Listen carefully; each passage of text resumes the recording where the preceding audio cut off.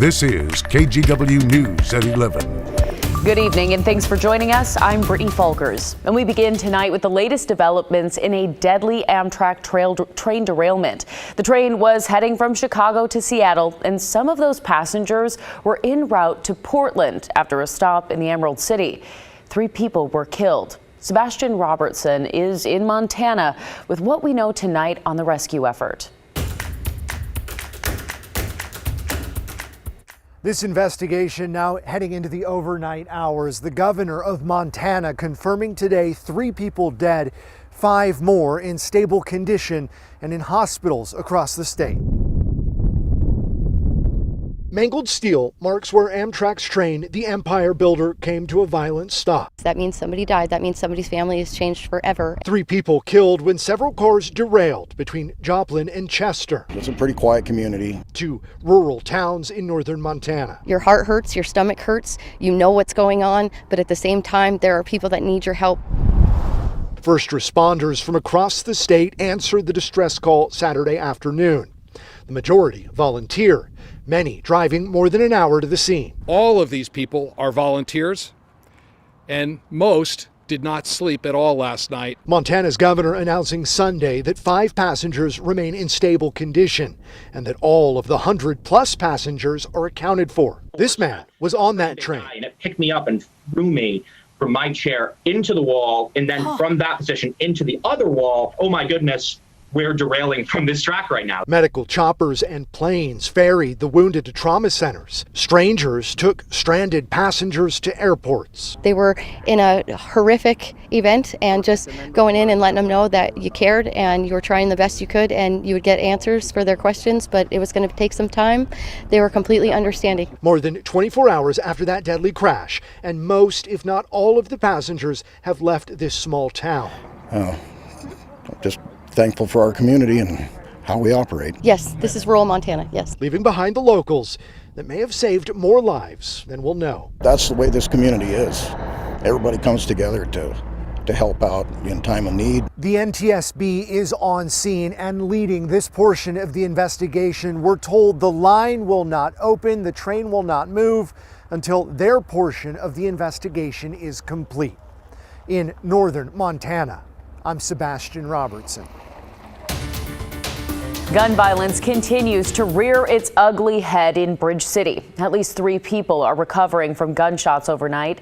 Portland police say this latest incident happened around 2 this morning outside a bar in the Lloyd district near Northeast 14th and Broadway. All 3 victims were taken to the hospital. It's believed they'll all recover. The suspect or suspects left before police arrived, so anyone with information about this is asked to contact Portland police. A Portland family is desperate to find their loved one who's been missing for close to a week. They're looking for this woman, Isela Morales. The wife, mother, sister, aunt, and daughter was last seen Monday near Northeast 128th and Hasselow. Morales is 5'5", was last seen wearing a green shirt, jeans, and a black jacket. She was on foot with no phone or money. It's been a difficult week for those who love Morales. Today, about 100 of them were out on foot, passing out flyers and asking neighbors to help bring her home. They've heard rumors she may still be around the area, but they need more help.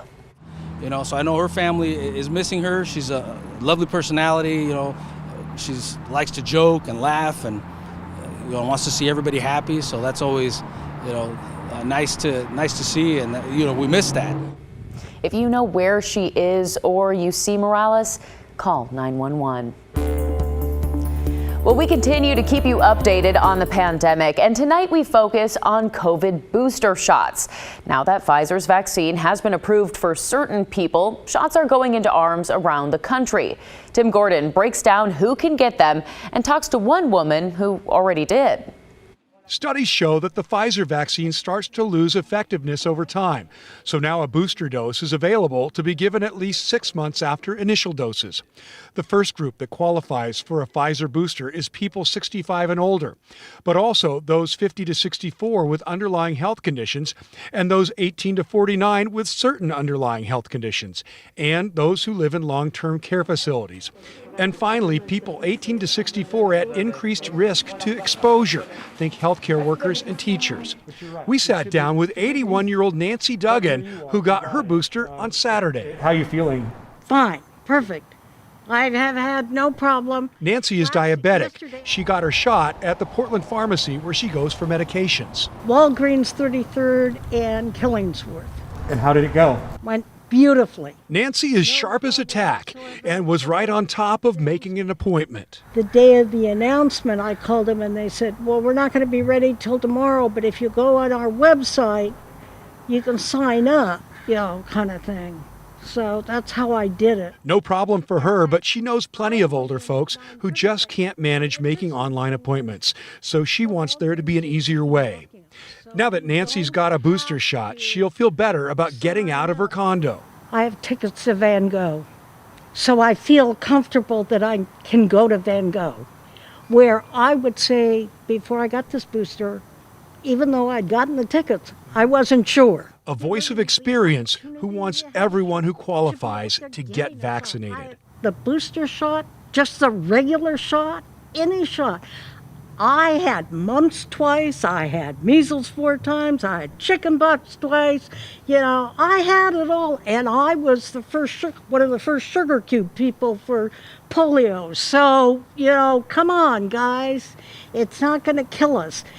What's killing us is this virus. Tim Gordon, KGW News.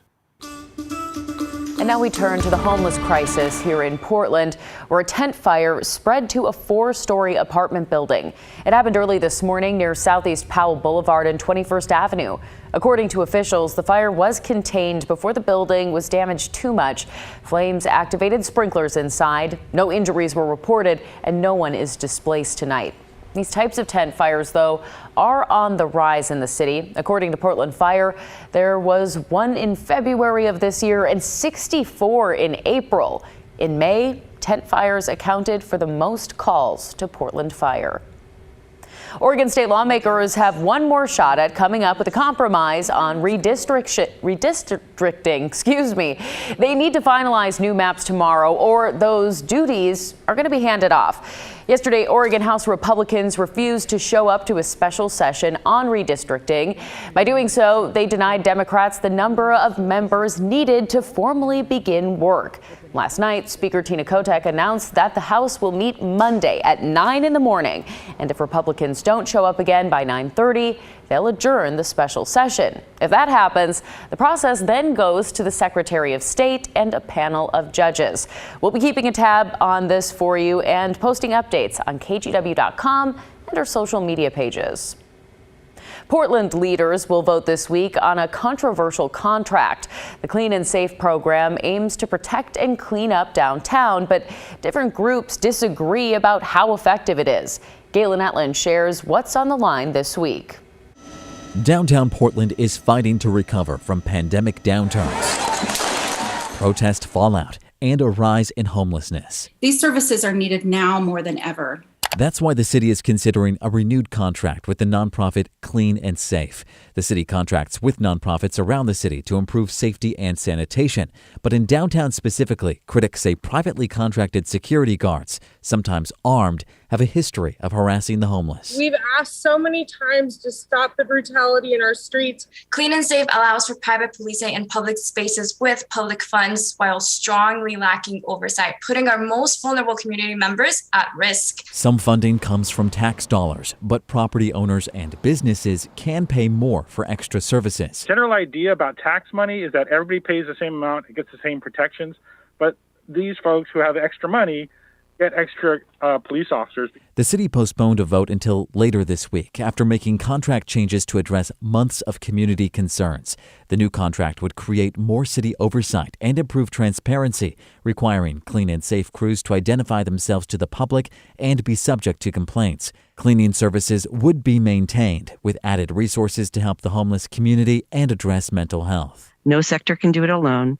It's going to take all of us working together to restore downtown to its former beauty and vitality. Supporters want the city to renew the $25 million 5-year contract. And we are grateful for their service. The city of Portland continues to face enormous challenges, and we are at a critical point in time. One of the contracted programs through the group Central City Concern hires people who are homeless or disadvantaged to clean downtown. In 2020, they picked up 73,000 bags of trash, 47,000 needles on the streets, 17,000 in drop boxes, and removed 41,000 graffiti tags and 46,000 biohazards on the streets. Roughly 60 people a year find employment through this program and are able to start or restart their journey of independence and self-empowerment. Commissioner Joanne Hardesty applauded small improvements, but agreed with critics that bigger changes need to address private security issues and concerns over the financial relationship between the Portland Business Alliance and Clean and Safe. The vote is set for Wednesday, but she and others say it should wait. So we must hit pause and listen to the community that's closest to the problems and therefore closest to the solutions. I just ask that you listen to what the community is saying to you in a collective voice. Galen Etlin, KGW News.